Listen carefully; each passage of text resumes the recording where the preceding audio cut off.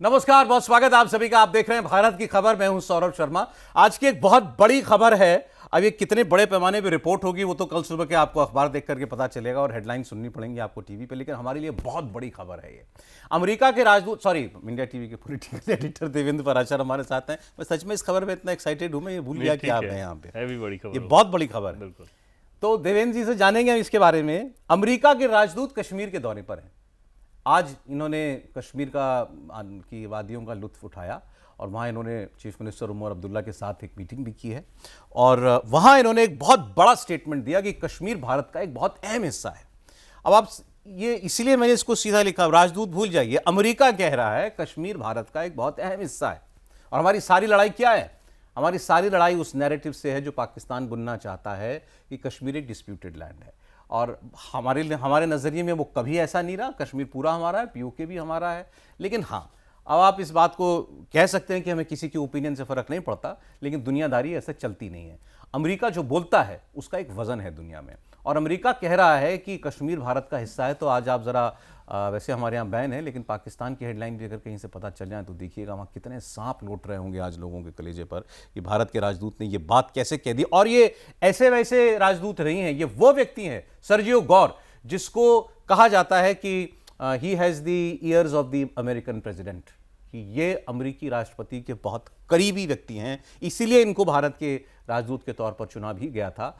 उनका ये कहना कितनी बड़ी बात मानते हैं? बिल्कुल सौरभ, और न से भारत के राजदूत बल्कि साउथ ईस्ट एशिया में अमेरिका के सारे इंटरेस्ट को देखने के लिए वही रिप्रेजेंटेटिव है। हाँ, और वो जाकर इस बात को कह रहे हैं कि इम्पॉर्टेंट हिस्सा है भारत का हिस्सा। तो सीधे सीधे वो लाइन जो कि एक क्रिएट करने की कोशिश की जाती थी कि डिस्प्यूटेड लैंड के तौर पर, अमेरिका भी कई बार इस बात को कहता था। आपको ध्यान होगा कि 1990 में मेडलिन अल्ब्राइट जब वहाँ पे विदेश मंत्री हुआ करती थी, तब उन्होंने इस बात को कहा था कि अगर चाहे तो मध्यस्थता की जानी चाहिए और इस तरह की बातें। मतलब हमेशा से अमेरिका ने इसे एक तो डिस्प्यूटेड लैंड के तौर पर देखने की कोशिश की थी।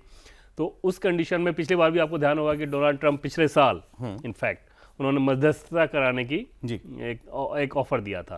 हालांकि उसको भारत ने सीधे सीधे नकार दिया था, मना कर दिया था। तो निश्चित तौर पे वो एक बड़ी चीज़ है पूरे विदेश के प्लेटफॉर्म पर अगर आप देखें तो, और पाकिस्तान के लिए तो निश्चित तौर पे करारा सबक। अब मैं आपको ये तो हेडलाइन वाली बात होती है ना, हेडलाइन के नीचे एक सबटेक्स्ट भी होता है, वो भी उतना ही इंपॉर्टेंट होता है।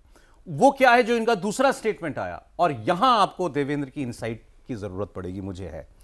उन्होंने कहा कि मैं प्रॉमिस तो नहीं कर सकता, मैं कोई बड़ी अनाउंसमेंट नहीं कर सकता, लेकिन उन्होंने कहा कि वॉशिंगटन, मतलब अमेरिका, लगातार अपने ट्रैवल वार्निंग्स जो है, एडवाइजरी जो होती है, हर देश इशू करता है ना। हम भी अमेरिका के लिए भी कोई एडवाइजरी रखते हैं, हम ईरान के लिए भी कोई एडवाइजरी अपने नागरिकों के लिए रखते हैं, ऐसे अमेरिका भी रखता है।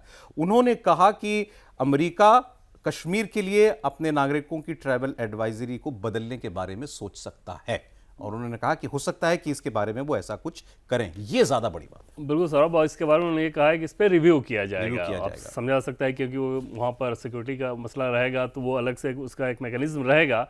लेकिन इसको समझे इस रूप में कि 4 ट्रैवल एडवाइजरी यूएस जारी करता है, level 1, level 2, level 3, level 4। Level 1 में सिर्फ ये होता है कि आप सतर्कता बरतें, मतलब कहीं भी आप अमेरिका से बाहर जा रहे हैं तो स्वाभाविक तौर पर एक सतर्कता बरतें। दूसरा लेवल 2 जो होता है उसमें होता है कि अतिरिक्त सतर्कता बरतें। तीसरा लेवल 3 अगर किसी जगह के बारे में दिया गया है तो उसका मतलब ये हुआ कि आप अपनी जर्नी के बारे में रिव्यू करें। मतलब ये कि वो कहते हैं कि आपको नहीं जाना चाहिए, सोचिए कि क्या वाकई आपको जाना है, तो वो रिव्यू करें। और लेवल 4 जो होता है वो होता है कि डोंट ट्रैवल, यानी आपको जाने की ज़रूरत नहीं है। वो कई बार पूरे देश के लिए होता है, कई बार ऐसा होता है किसी एक देश में, एक इलाके में लेवल अलग होता है, दूसरे हिस्से में अलग होता है। जैसे भारत का लेवल 2 है, ओवरऑल भारत का लेवल 2 है, बी केयरफुल। हाँ, बी केयरफुल। लेकिन उसमें कश्मीर का जो हिस्सा था उसको उन्होंने लेवल 4 पे रखा है। ओह अच्छा, do not travel, don't go there. हाँ, वहाँ जाने की जरूरत नहीं है। और वजह वो सिक्योरिटी। अब इसमें अगर आप देखें तो सबसे बड़ा सर्टिफिकेट इस बात को ये कहना ही है उनके हिसाब से कि डल झील में जो उन्होंने शिकारा किया और वहाँ पे लोगों से गए, बातचीत किए, इन सारी चीज़ों के बाद उनकी ये अंडरस्टैंडिंग होना कि यहाँ पर सिक्योरिटी को लेकर हालात अच्छे हैं, बहुत बेहतर हो गए। तो आप रिव्यू करने के बारे में सीधे सीधे बोल दे रहे हैं ना, भाई आपके डोमेन वो नहीं है उस काम को करना, बट आपका ओपिनियन तो समझ में आ रहा है कि आप वहाँ पे क्या कह रहे हो कि हाँ ये रिव्यू होना चाहिए। और वो नरेंद्र मोदी सरकार के हिसाब से अगर आप देखें सौरभ, तो वो एक बड़ी उपलब्धि कश्मीर निश्चित तौर पे रहा है, इस रूप में कि कश्मीर में जो अनरेस्ट होता था, पहले की सरकार और बाद की सरकार, यानी कि मोदी की सरकार और मोदी से पहले की सरकार को अगर आप देखें, खासतौर पे 2019 के बाद, तो उसको इस रूप में देखा गया कि वो एक सिक्योरिटी का मसला है, डिफेंस का मसला है, डिटरेंस का मसला है, पॉलिटिकल इंगेजमेंट के तौर पर नहीं देखा गया। बार बार आप वहाँ पे सुनते होंगे कि इस बात को, चाहे जम्मू कश्मीर के ऊपर राज्यपाल मनोज सिन्हा हो या गृह मंत्री अमित शाह हो, इस लाइन को वहाँ पे ये रखा जाता है कि शांति को बाई नहीं किया जाता, खरीदा नहीं जाता, इस्टेब्लिश किया जाता है। मतलब ये कि शांतिपूर्वक माहौल में ठीक तरीके से जम्मू कश्मीर आगे बढ़े, इसके लिए कोई गिव एंड टेक नहीं होना है। सिक्योरिटी का मसला सिक्योरिटी के हिसाब से हैंडल किया जाएगा, और जहां पर एक तो आप, सॉरी आप बोलिए। हाँ, तो अब बाकी दूसरी चीजें हैं जो है उसको उस हिसाब से हैंडल कीजिए। मैं ये कह रहा था आपको कि ये बात क्यों इतनी बड़ी है। जैसे उन्होंने ये कहा कि भाई, जो आपने बताया कि ओवरऑल भारत लेवल 2 पर होता है एडवाइजरी में उनकी, और जम्मू कश्मीर का रीजन नंबर 4 पर है। मतलब जो उनकी सबसे हार्ड लाइन एडवाइजरी है वो, मतलब जाना ही नहीं, क्या आप जाना नहीं, वो कश्मीर के लिए थी। अब उनके वर्ड्स पर ढूंढ रहा था एक्चुअली इसमें आर्टिकल में, तो उन्होंने लिखा कि the government here have made some incredible steps towards keeping this area safer and making it more secure, and so we will be looking at whether the travel warning that is recommended by the United States is something that should be downgraded, कि हम उसको 4 से 3 पे, 3 से 2 पे कुछ हम उसको कर सकें। अब आप, हमारे लिए क्यों इंपॉर्टेंट है ये कि केवल अमेरिका अपने नागरिकों, अमेरिका जो कह रहा है अपने नागरिकों के लिए कह रहा है, लेकिन अमेरिका के इन्फ्लुएंस के जितने देश होते हैं वो उस एडवाइजरी से प्रभावित होते हैं। यूरोप का टूरिस्ट प्रभावित होता होगा, लैटिन अमेरिका का टूरिस्ट है वो भी प्रभावित होता होगा, साउथ ईस्ट एशिया के कई देश होंगे वहाँ के टूरिस्ट भी इससे प्रभावित होते होंगे कि भाई अमेरिका अपने नागरिकों को जहाँ जाने के लिए मना कर रहा है, क्या वो सेफ है, क्या वो हम लोगों के लिए भी ठीक होगा। तो हमारे लिए कश्मीर को एक इंडियन टूरिस्ट के अलावा इंटरनेशनल मैप पर लाने के लिए ये एक सेंस में एक रोड़ा है, इसका हटना बहुत जरूरी है। बहुत जरूरी है सौरभ, और इसको आप 2 हिस्से में देखें, एक तो टूरिज्म के हिसाब से, दूसरा उन देशों में भी जो लोग बैठते हैं उसमें कई सारे ओपिनियन मेकर होते हैं, और वो कश्मीर को लेकर जो एक ओपिनियन बनाते हैं उस पर ये एक असर डालेगा कि आप कश्मीर को जैसे देखते हैं अब कश्मीर वैसा नहीं है। और आपको याद होगा कि धारा 370 हटने के बाद एक यूरोप का डेलीगेशन भी आया था।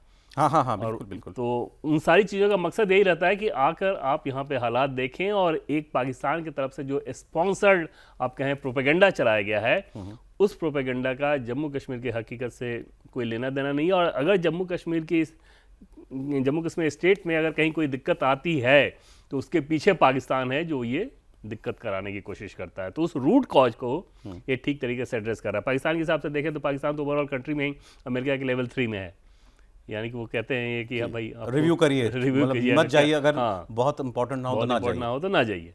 लेकिन भारत के लिहाज से निश्चित तौर पे वो एक बड़ी चीज़ है सौरभ, इस बात को कहना। और इसमें भी सौरभ एक और चीज़ क्या थी कि पूरे अगर आप पैटर्न को देखें तो इसमें लगता है कि अचानक से अब यूएस को ये एकदम से समझ में आने लगा है कि कश्मीर को लेकर भारत के नज़रिया को उसको समझना ही होगा, उसी रूप में समझना होगा। वो खुद सीधे एक्नॉलेज कर रहे हैं। पिछले साल डोनाल्ड ट्रंप का कुछ और कहना, वो एक तरह से मीडिएशन की बात थी, और उसके बाद जाहिर तौर पर सर्जियो गोर जब से यहाँ पे आए हुए इंडिया में, तमाम सारी चीज़ें, सारे रिपोर्ट, सब कुछ वहाँ से वो देखते होंगे क्या हो रहा है। उनके अपने इंटेलिजेंस इनपुट उन लोग इतने ज़्यादा होते हैं, फिर वहाँ जाके उन्होंने उन बातों को देखा, परखा। देखिए वैसे तो कोई राजदूत जो है वो किसी इलेक्टेड चीफ मिनिस्टर से मिला है अगर जम्मू कश्मीर के, तो ये 15 साल में दूसरा मौका आया है केवल। और दूसरा जिसकी बात कर रहे थे जो 2020 में यूएस के एम्बेसडर भारत में थे, केनेथ चेस्टर शायद, वो गए थे, कुछ एक डिप्लोमेट्स का एक अलग अलग देशों का एक समूह गया था 2020 में, धारा 370 हटने के बाद की बात है। तो वो बात है। एक चीज़ इसमें मुझे और अच्छी लगी, वो भी मैं बात कर लूँ आपसे। हालांकि आजकल उनके तेवर थोड़े अलग किस्म के चल रहे हैं उमर अब्दुल्ला के, लेकिन उनकी भी तारीफ थोड़ी करनी पड़ेगी कि उन्होंने ये कहा कि हमारी मीटिंग बहुत अच्छी हुई। उनसे पूछा, क्योंकि उनका आजकल स्टेटहुड का मुद्दा बहुत चल रहा है ना, तो उन्होंने कहा कि ये लोगों को पूछा कि आप उनके साथ ये बात भी करेंगे मीटिंग से पहले, तो उन्होंने कहा उनसे बात करने का कोई मतलब नहीं है, क्योंकि ये चीज़ मेरे और अपने देश के बीच की बात है, और ये मसला वाशिंगटन का इससे कोई लेना देना नहीं है, और मैं ये पसंद भी नहीं करता, और वाशिंगटन का इससे कोई लेना देना नहीं। तो जाहिर तौर पे ये लाइन सौरभ आप देखें तो न सिर्फ उमर अब्दुल्ला के समझ के हिसाब से कि हाँ चीज़ों को वैसे ही समझ रहे हैं जैसे उनको समझना चाहिए, ये सामान्य अपेक्षा है उनसे। अगर इससे अलग कुछ वो बोलते तो वो उटपटांग होता है। लेकिन राहुल गांधी के लिहाज से सौरभ आप सोचिए कि ये विदेश में जब जाते हैं तो वहाँ जाकर वहाँ के देशों को एक तरह से काइंड ऑफ इन्विटेशन दे देते हैं कि आप इंटरफेयर करें, भारत में हालात अच्छे नहीं या डेमोक्रेसी को लेके चीज़ अच्छी नहीं चल रही है। वो तो बोला था ना उन्होंने वहाँ यूरोप में जाके, where are the so called defenders of freedom of democracy, कि आप वहाँ जाकर उन देशों को ये बता रहे हैं कि आगे इंटरफेयर करो। और जम्मू कश्मीर के मुख्यमंत्री जो कि उनके सहयोगी हैं वो इस बात को कह रहे हैं कि अगर हमारी कोई भी बात होनी है तो हमारी अपनी सरकार से यहीं पे होनी है, उसके लिए वाशिंगटन को हम इन्वॉल्व नहीं कर सकते। वो एक करारा सबक उनके लिहाज से भी है। और कश्मीर की नीति के हिसाब से सौरभ अगर आप देखें तो जैसा कि पहले मैं आपको बता रहा था कि 2014 के बाद और 2004 से 14 और 14 से 26 के बीच में अगर आप देखेंगे ना तो उसमें आपको ओवरऑल एक शार्प डिक्लाइन नज़र आएगा। इस बीच में ऐसा नहीं है कि आतंकवाद खत्म हो गया है, घटनाएं हुई, लेकिन ओवरऑल जितने आतंकी मारे गए उसमें बड़ा इजाफा आपको नज़र आएगा। सिविलियन की मौत उसमें बहुत कमी नज़र आएगी। सिक्योरिटी फोर्सेस पे अटैक उसमें बहुत कमी नज़र आएगी पहले की तुलना में। और जो डबल पॉलिसी थी वो ये थी सौरभ कि एक तरफ आप सिक्योरिटी को लेकर जीरो टॉलरेंस, जैसे पत्थरबाजी आप कर रहे हैं, मोबिलाइजेशन कर रहे हैं, हंगामा कर रहे हैं, बंद हो रहा है, वो सारी चीज़ें अतीत की बात हो गई। और दूसरी तरफ जो सिविलियन हैं उनको जो सिविल एम्यूनिटीज चाहिए, उनके जीवन को बेहतर बनाने के लिए जो कुछ करना चाहिए, इंफ्रास्ट्रक्चर की बात हो, गवर्नेंस की बात हो, हेल्थ में, एजुकेशन में, जिन चीज़ों में जो कुछ करना है वो आप डेवलपमेंट के पैरामीटर पर करते रहें। और सिक्योरिटी में एकदम आयरन हैंड जिसे कहते हैं उसके साथ दो अलग अलग बातें, मतलब एक तो जनरल वे ऑफ लाइफ, एक जनरल डेवलपमेंट, जनरल एडमिनिस्ट्रेशन, वो बेहतर हुआ, जो सिविल एडमिनिस्ट्रेशन का काम है, और एक जो सिक्योरिटी लिंक जो चीज़ें हैं वो दूसरे उस पर। हाँ, तो जो लोग सिक्योरिटी पे थ्रेट करते थे उनके खिलाफ जीरो टॉलरेंस रखा गया है, यानी कि आपसे सख्ती निपटने में कोई मरम्मत नहीं किया जाएगा। लेकिन जिनको बेहतर गवर्नेंस चाहिए, बेहतर सुविधाएं चाहिए, उनको पूरी संवेदनशीलता के साथ। और पॉलिटिकल इंगेजमेंट बिल्कुल नहीं। पॉलिटिकल इंगेजमेंट का मतलब ये है कि पाकिस्तान को आप इन्वॉल्व कर रहे हैं। मैं आपको बताऊं, आमतौर पे जब कोई हम लोग टीवी पे प्रोग्राम करते हैं तो हम एआई की जानकारी पे रिलाई नहीं करते, क्योंकि एआई गलत भी हो सकता है। ज्यादातर तो गलती रहती है, मतलब नहीं ज्यादातर नहीं देता, ठीक है जानकारी, लेकिन कई बार वो 19-20 की गलती कर देता है। ये मेरी धारणा बदल गई, एआई अर्थ का अनर्थ नहीं करता, लेकिन 19-20 करता है। फैक्ट्स में बहुत गलत नजर आता है। लेकिन देखिए, मैंने सोचा मैं एआई से सिर्फ ये पूछूं, मैंने सवाल डाला, how has security improved in Kashmir post article 370 abrogation, और मैं इस जवाब के लिए तैयार था कि ये मुझे ये भी कह देता कि नॉट मच हैज इंप्रूव्ड। कुछ भी है, मशीन है ना, मतलब सॉफ्टवेयर है ना। तो मैं देखना चाह रहा था कि क्या बोलेगा, क्या बताएगा। हमारे यहाँ कोई जितने भी आप एआई टूल्स इस्तेमाल करते हैं, कोई भारत का बना हुआ नहीं है, सब विदेश के हैं। और इनकी रीडिंग जो है वो भारतीय नज़रिए से हो, ऐसी नहीं, ज़रूरी नहीं है कि ये इंडियन या इंटरनेशनल अफेयर्स में ख़ास तौर पर भारत का रुख मजबूती से रखें, इसके लिए एआई टूल्स नहीं जाने जाते। ये जवाब क्या दे रहा है? The security situation in Jammu Kashmir post abrogation 370 has been significant structural improvements characterized by a sharp drop in terrorist incident, elimination of street violence and reduction in security force casualties। तीनों वही बातें जो आप कह रहे थे। आतंकवाद ने वो बता रहा है 70% डिक्लाइन हुआ आतंकवादी घटनाओं के अंदर। डिसअपेयरेंस ऑफ स्टोन पेल्टिंग, पत्थरबाज गायब हो गए, इसके शब्द मेरे नहीं, disappearance of stone pelting. Fewer security force casualties, हमारे सुरक्षा बलों की कैजुअलिटी जो है वो बहुत कम हो रही है। Reduction in civilian casualty, civilian casualty भी बहुत कम हो रही है।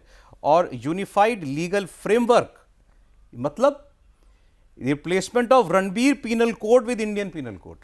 जम्मू कश्मीर में 370 जब तक आईपीसी भी नहीं थी, बिल्कुल। और दोनों ही चीज़ें, एक तरफ ये और दूसरी बेनिफिशियरी की जितनी सारी चीज़ें हो सकती थी, जो रिजर्वेशन वगैरह दिया जा सकता था, वो सारी चीज़ें वहाँ पे नहीं होती थी।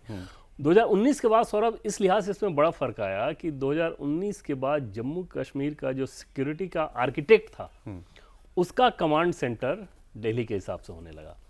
अन्यथा अगर आप पहले देखें कि जैसे मान लीजिए सेंट्रल फोर्सेस थी एक तरफ, तो जम्मू कश्मीर पुलिस अगर किसी और पेज पर है, उसका कमांड सेंटर कहीं और है, यानी कि स्टेट के लोगों के पास, तो केंद्र सरकार के एजेंसीज और उनके के भीतर तालमेल हो ही नहीं सकता। अभी जैसे सिक्योरिटी को लेकर जो ऑपरेशन चलते हैं सौरभ, उसमें सबसे अहम रोल, और इस बारे में कोई भ्रम नहीं होना चाहिए, कि जम्मू कश्मीर पुलिस का होता है।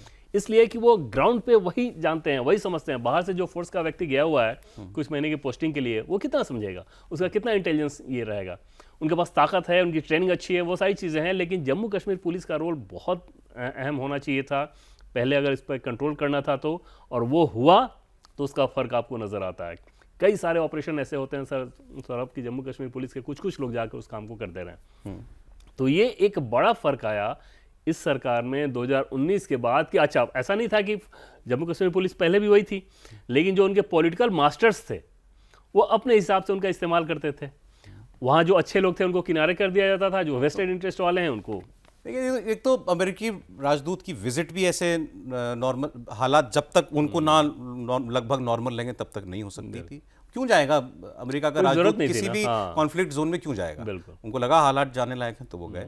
फिर वो ये स्टेटमेंट देना तो बिल्कुल आप उम्मीद नहीं कर सकते अमेरिकी राजदूत से कि हम रिव्यू करेंगे हमारी एडवाइजरी को। तो ये दोनों बातें ही अपने आप में बहुत बड़ा प्रमाण है कि वहाँ चीजें थोड़ी बहुत नहीं बहुत बदली। बिल्कुल रिमार्केबल फर्क नजर आ रहा है, और उसके बाद ही इस तरह के स्टेटमेंट आ रहे हैं कि आप इस बात को पब्लिकली अगर ये कह रहे हैं, ये ठीक है कि स्टेट पॉलिसी उनकी आगे देखी जाएगी कि क्या कर रहे हैं वो, लेकिन इंटेंशन तो इन्होंने अपना दिखा दिया ना। इनका अपना जो अनुभव है ग्राउंड पे जाके, वो तो उस बात को बता रहे हैं कि हाँ मैं अब जम्मू कश्मीर को मैं कैसे देख रहा हूँ, किस रूप में देख रहा हूँ, और इस बात को कहना है कि हाँ ये भारत का इंपॉर्टेंट हिस्सा है, इंपॉर्टेंट पार्ट है। अरे भारत और अमेरिका के एक्सचेंजेस के बीच में अमेरिका कश्मीर फिगर करता है कभी हमारी टॉक्स में, कभी किसी भी लेवल पर, डिप्लोमेट्स के लेवल पर? अब हाल के वर्षों में सर उतना ज़्यादा नहीं, यूरोप वालों को ज़्यादा इसको लेकर। यूरोप में जो एक गैंग बैठा होता है ना ऐसा, जो कि भारत के खिलाफ एजेंडा चलाने में जो लोग वहाँ के जो प्रेशर ग्रुप अलग अलग होते हैं वो ज़्यादा करते हैं, तो वो ज़्यादा ये क्रिएट करने की कोशिश करते हैं। अमेरिका मोटे तौर पर, स्वाभाविक तौर पर अगर अमेरिका की अगर एस्टेब्लिशमेंट की दिली ख्वाहिश की अगर बात करें तो उनको इन्वॉल्व कर दिया जाए तो उनको बड़ी खुशी होगी, और डोनाल्ड ट्रंप जैसे व्यक्ति तो और ज़्यादा खुश हो जाएंगे। लेकिन भारत की पॉलिसी तो उसमें एकदम सख्त रहती है कि ये इसमें लेना देना ही नहीं, ये हमारा इंटीग्रल पार्ट है, और जो विवाद है वो पाकिस्तान ने जो कब्जा कर रखा है, पाकिस्तान के साथ विवाद ये है कि तुम छोड़ दो। अब इस सारी परिस्थिति में अब चूंकि उमर अब्दुल्ला की मांग स्टेटहुड है और हम प्रशंसा कर रहे हैं सिक्योरिटी सिचुएशन की, तो स्टेटहुड देने ना देने में ये कितना बड़ा कंसर्न है? निश्चित तौर पर सौरभ, स्टेटहुड की जो बात टाली गई थी उस समय और ये बताया गया कि उचित समय पे दिया जाएगा, उसके पीछे मकसद ही यही था सिक्योरिटी का। इसके अलावा इसमें कोई और मकसद था ही नहीं। सिक्योरिटी का मकसद इस लिहाज से कि जैसा कि मैं आपको कह रहा हूँ कि 2019 के बाद जो रिमार्केबल चेंज आए, जब धारा 370 को हटाया गया, उसके बाद जो नया सेटअप बना और वहाँ का जो सिक्योरिटी आर्किटेक्ट था उसकी कमांड सीधे जब दिल्ली के हाथ में आई, तो फिर वहाँ पर चीज़ें बदलनी शुरू हुई।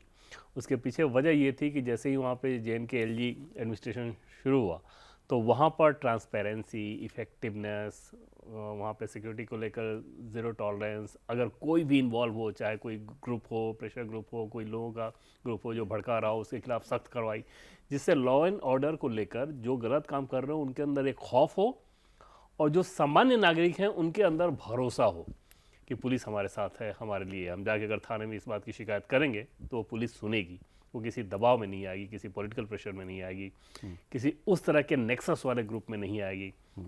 तो ये जो सोच थी ना, इसने सबसे ज़्यादा फर्क डाला। एक तो ये कि पहले इसे पत्थर कैसे चलवाए जाते थे, 500-500 रुपये दे के छात्रों से, उनके पीछे बड़े बिजनेसमैन हैं जो कि जिनके कनेक्शन जुड़े हुए यहाँ वहाँ से, उनको एक कमांड जाता था, वो पैसे बंटवाते थे, जाके बच्चे पैसे फेंक रहे हैं पत्थर फौज के ऊपर। तो जब वैसे लोग जो कि पैसे दे के कराते थे उनकी नकेल जब कसी गई तो ये चीज़ें अपने आप से एकदम से रुक गई। तो अगर आप स्टेटहुड दे देते तो आप समझ सकते हैं कि फिर उस कंडीशन में जो वहाँ पे पॉलिटिकल फोर्स है उसको अपने इंटरेस्ट के हिसाब से ही उसको मैनिपुलेट करती, चाहे वो चाहते तो या उनके ऊपर कोई दबाव होता तो। ऐसा ना करके एक तरह से आप कह सकते हैं कि सिक्योरिटी के मसले को पॉलिटिकल प्रेशर से दूर रखा गया। अभी जैसे जब उमर अब्दुल्ला जो डिमांड कर रहे हैं सौरभ, ठीक तरीके से समझें तो जम्मू कश्मीर के आम लोगों के सेहत पर इससे कोई फर्क नहीं पड़ना है, ठीक, उनको तो अच्छी व्यवस्था सिर्फ चाहिए। उमर अब्दुल्ला के अपने ताकत में फ़र्क पड़ना है।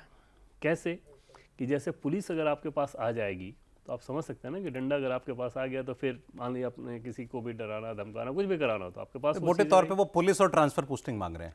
ट्रांसफर पोस्टिंग में भी सौरभ सिर्फ ब्यूरोक्रेट्स, मतलब IAS, हाँ वही कैडर पोस्ट, हाँ। बाकी तो उनके पास ही है नीचे स्टेट वाले। कैडर पोस्ट में भी क्या है कि जैसे किस डिस्ट्रिक्ट में किस DC को भेजेंगे, किस SP को भेजेंगे, उसमें कैसे कैसे गिव एंड टेक चलते हैं, आप हर जगह आप देखते हैं। तो वो अपने हिसाब से, मान लीजिए DC भेजे तो वहाँ जो कुछ भी होगा उनके हिसाब से होगा, अपने हिसाब से SP भेजे तो जो भी चाहेंगे उनके हिसाब से होगा। अभी क्या करते हैं कि JNK-LG मनोज सिन्हा की वो CID रिपोर्ट के आधार पर अधिकारियों की ट्रांसफर पोस्टिंग होती है, उसमें किसी का पैर भी नहीं चलता, चाहे कोई बीजेपी के नेता कहे तो, नेशनल कॉन्फ्रेंस का कहे तो, पीडीपी का कहे तो, सीधे उनका एक लाइन ये रहता है कि अगर क्लीन होगा, इफेक्टिव होगा, इंटीग्रिटी लेवल अच्छा होगा तो उसकी पोस्टिंग मिलेगी, नहीं होगा तो नहीं होगा। तो उस कंडीशन में क्या है कि उन ऑफिसर्स को ये समझ में आता है कि हम अच्छे काम के लिए मुझे भेजा गया है और हमारे ऊपर एक नज़र है, तो अच्छा परफॉर्म करेंगे तभी रिजल्ट आएगा। इतने कम सालों में जम्मू कश्मीर जैसे जर्जर जगह पे आपने इतना बदलाव किया, तो उसके पीछे वजह यही थी ना कि एडमिनिस्ट्रेशन को बहुत ज़्यादा इफेक्टिव बनाकर काम कराया गया, यंग ऑफिसर को भेजा गया, उनको टास्क दिया गया। लेकिन एक बात है देवेंद्र, मतलब जम्मू कश्मीर तो बहुत लंबे लंबे अरसे तक गवर्नर रूल से गुजरा है, तो इस बार क्या नया हो गया? 370 हटा, मगर पहले भी गवर्नर रूल या एलजी रूल रहा, एलजी नहीं तब तो राज्यपाल शासन कहते हैं, प्रेसिडेंट्स रूल। तो पहले के राष्ट्रपति शासन में और इस बार के एलजी रूल में क्या बदल गया? इस बार के अगर आप देखें ना, तो जैसे धारा 370 हटने के बाद और जैसे सेंट्रल गवर्नमेंट में सारी चीज़ें आई और पॉलिटिकल सस्पेंशन एक तरह से रहा, और इस सरकार ने सिक्योरिटी को और गवर्नेंस को, जैसे कि पहले मैंने आपको बताया कि दोनों को दो नज़रिए से देखा, तो वहाँ पर सीधे एक बात समझ में आ गई कि अगर सिक्योरिटी का मसला है तो सिक्योरिटी के ऑप्टिक्स से उसको हैंडल किया जाएगा, गवर्नेंस का मसला है तो गवर्नर के एंगल से उसको हैंडल किया जाएगा, उसमें कोई मिक्सअप नहीं होगा। बॉर्डर को लेकर आपकी सख्ती रही, आतंकवाद के खिलाफ सख्ती जब बढ़ती गई, तो वहाँ पर फिर माहौल बदलना शुरू हुआ। जो एक आप कह सकते हैं ना कि जम्मू कश्मीर का जो कल्चर था एडमिनिस्ट्रेशन का, वो बदलना शुरू हुआ। जैसे लोगों को ये भरोसा हुआ कि अब हमारे यहाँ अगर इलेक्ट्रिसिटी नहीं है तो उसके लिए व्यवस्था की जा रही है कि आ रही है, हमारे गांव में सड़कें नहीं थीं तो सड़कें आ रही हैं, हमारा हेल्थ सेटअप ख़राब था तो चीज़ें ठीक हो रही है, पब्लिक ग्रीवांस का जो सिस्टम है ऑनलाइन, अच्छा मैक्सिमम चीज़ें वहाँ पर डिजिटल कर दी गई है सौरभ। अच्छा, पूरे देश भर के राज्यों को अगर आप देखेंगे ना, तो टॉप लीग में अधिकांश मामलों में जम्मू कश्मीर है डिजिटल ट्रांजेक्शन के मामले में। तो वहाँ ये सारी चीज़ें करने से क्या होता है कि आपके लोगों के अंदर ये भरोसा होता है कि हाँ ये सिस्टम हमारे साथ है। मैंने पूछा था एक बार सौरभ, वहाँ पर शोपिया वो जगह थी और 15 अगस्त के समय वहाँ पर तिरंगा यात्रा, बहुत लंबी यात्रा निकली, तो ठीक डीसी के दफ्तर के बाहर में खड़ा था, तो वहाँ जो कश्मीरी थे वो जर्नलिस्ट ही थे कश्मीरी, तो उनसे मैंने पूछा कि भाई ये इतने सारे लोग, ये क्या हो गया, ऐसा तो नहीं कि एडमिनिस्ट्रेशन इनको लेके आ रहा है? तो मुस्कुराते उन्होंने कहा कि एडमिनिस्ट्रेशन किसी को घर से निकलने से रोक सकता है कि सड़क पे आप ना निकले, घर से निकाल के समर्थन में ये नहीं करा सकता। मैंने कहा कि फिर ऐसा क्या बदल गया इतनी जल्दी, इतने कम सालों में? तो डीसी के दफ्तर के बाहर खड़े थे, उन्होंने कहा कि आप देख रहे हैं ना ये डीसी का दफ्तर, पहले हमारे जैसे लोग भी जो कि जर्नलिस्ट हैं यहाँ पर साल भर, डेढ़ साल, 2 साल किसी ज़रूरत में भी अंदर नहीं जा सकते थे, इतना लंबा वक्त लगता था, डीसी का चेहरा भी हम नहीं देख पाते थे, ये ऐसे लोग होते थे। और अब ये हर वीक में, हर सप्ताह में हमारे किसी न किसी इलाके में जाकर वहाँ पर चौपाल लगाते हैं और वहाँ पूछते हैं कि आपकी क्या समस्या है। तो आम लोगों की समस्या मानी पानी की, बिजली की, एजुकेशन की, हेल्थ की, इस तरह की जो भी ज़रूरतें होती हैं, उन ज़रूरतों को वहाँ पर पूरा किया जाता है। मतलब सरकार आपके दरवाजे पे आई, ये स्कीम ही चलाया था मनोज सिन्हा जी ने। तो बोले कि लोगों को जैसे ये भरोसा होना शुरू हुआ कि ये सिस्टम हमारे प्रति संवेदनशील है, हमारी सुनी जा रही है, तो जो एक फ्रस्ट्रेशन होता है ना अंदर, तो अगर आप बहुत फ्रस्ट्रेटेड हो, बहुत चिड़े हो, तो हर बात ही आपको ख़राब लगती है। बोले कि वो जो गुस्सा निकलना शुरू हुआ, तो वहाँ पर फिर ये बदलाव, लोग फ़र्क महसूस कर रहे हैं कि नहीं, ये सब कुछ जो किया जा रहा है हमारी ज़िंदगी को बेहतर करने के लिए किया जा रहा है, जिसके बारे में सर्जियो गौर कह रहे हैं। और सर्जियो गौर के कहने की बात की आवाज़ जो है बहुत दूर तक अभी चलेगी, बहुत दूर तक आपको सुनाई देगी। और जैसे इंसिडेंट सुनाया देवेंद्र ने, सर्जियो गौर ने जो बदलाव महसूस किया वो कुछ नारों में आप महसूस कर सकते हैं। हम तो ये नारे आम सुनते थे जब वो व्यक्ति जो सेपरेटिस्ट थे, जिलानी, सैयद अली शाह जिलानी जब जिंदा था, तो वो नारा माइक पे लगाता था और टीवी पे चलता था, पाकिस्तान से रिश्ता क्या, ला इलाहा इल्लल्लाह। ये कश्मीर का सबसे पॉपुलर नारा हुआ करता था उस सेपरेटिज्म के और आतंकवाद के दौर में। और इस 15 अगस्त को, ये बीती 15 अगस्त को कश्मीर के लोग नारा लगा रहे थे ताकि सीमा पार, एलओसी पार लोग सुन सकें, और वो सुन रहे थे एलओसी पार, पीओके बनेगा हिंदुस्तान, ये नारे लग रहे थे। तो ये बदल गया कश्मीर। बिल्कुल सर। और एक भी डिस्ट्रिक्ट आपको ऐसा नहीं दिखा होगा इस बार कश्मीर में जहाँ पर तिरंगा को लेकर अलग अलग तरीके से यात्राएं ना निकाली जा रही हों।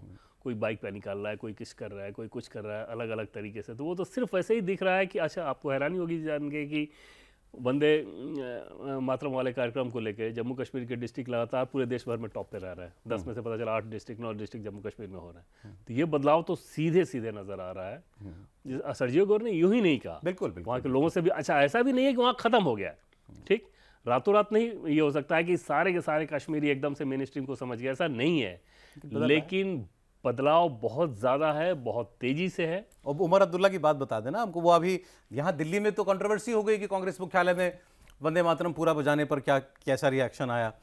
वहाँ उमर अब्दुल्ला ने भी की मौजूदगी में भी पहली बार वंदे मातरम पूरा गाया गया सरकारी कार्यक्रम में 15 अगस्त को। तो उन्होंने भी ये कहा कि भाई मुझे, वो कांग्रेस के बचाव में बोल रहे थे कि अरे आदत नहीं है सुनने की हमको पूरा वंदे मातरम। मुझे भी थोड़ा सा लग रहा था कि अरे ये तो पूरा बज रहा है, लेकिन फिर सुना हमने भी पूरा, हमें भी आदत पड़ जाएगी, उनको भी पड़ जाएगी। वो भी उस पब्लिक मूड को समझने लगे हैं कि आपको उस तरह की लाइन सीधे नहीं चलना है। और स्टेटहुड की बात सौरभ अगर आप देखें ना, तो ज़्यादा वो इस लिहाज से उठा रहे हैं कि गवर्नेंस के इशू पे जो उनको परफॉर्म करना चाहिए वो नहीं करते नजर आ रहा है। बहुत सारे अलग अलग मंत्रालय के कामकाज को अगर आप देखेंगे ना, तो फाइलें लटकी हैं, वो कुछ कर नहीं रहे हैं।